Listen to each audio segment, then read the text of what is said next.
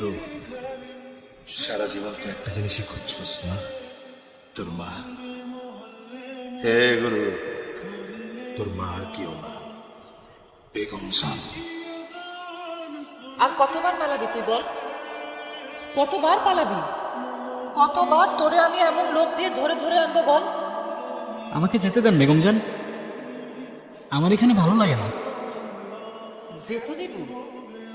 কোথায় যাবি? বাইরের দুনিয়ায়?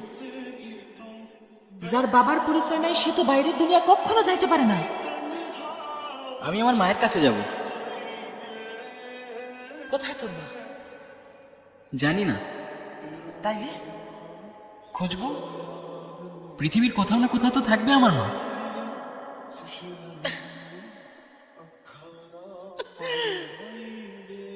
কিন্তু তোর মা তো মরে গেছে।